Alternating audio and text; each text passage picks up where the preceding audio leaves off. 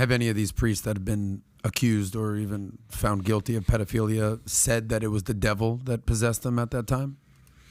No, but I remember even, Pope Benedict even commenting when he was in office that there were many people that were ordained priests that never should have been ordained priests, that somehow they were able to get in. It's like a cancer that destroys from within.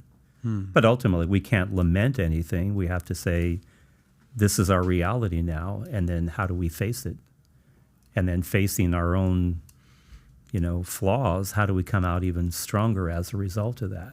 The greater danger would be just simply to run away in the face of criticism. I think we have to face our criticism. We have to stand there and we have to take it. Whatever ugliness or mud that people want to sling, we have to take that. What can the church do to reverse this negative outlook on the church that's been in the spotlight for the last few decades? I think the church has to be even more public in the old Latin phrase, mea culpa, mea culpa. It's admitting guilt, not coming up with excuses or whatever. It's simply saying, I own this. I own this ugliness. Yeah, but is that good enough? I think it's a first step. Because we can never go back. We can't undo anything that's been done, but we can own it.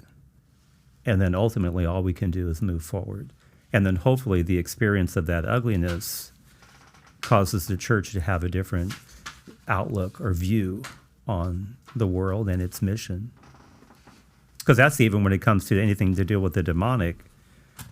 How do we take what the devil is doing and to turn it around and make something good come from it? Because we can't live in the past. We can't change the past.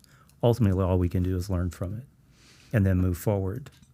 Yeah, it's said that the authenticity of any apology will be manifest in tomorrow's behavior.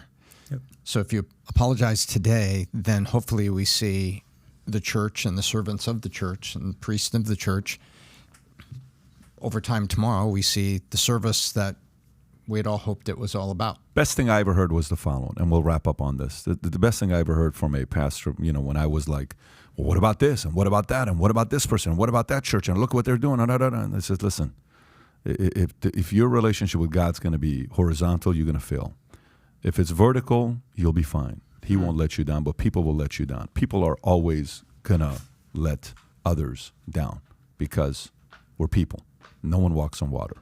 We make mistakes. Now, that's a royal mistake by the church. It's a royal mistake. But if you're gonna lean on a church to do 100% of things right, you will fail. My biggest challenge is when you have that kind of influence, don't use it to impose so much fear to the point where you're immobilizing people. Inject more hope. Inject more faith, inject more, you and I can do special things with our lives and make a positive impact. So if you like this clip and you want to watch another one, click right here. And if you want to watch the entire podcast, click right here.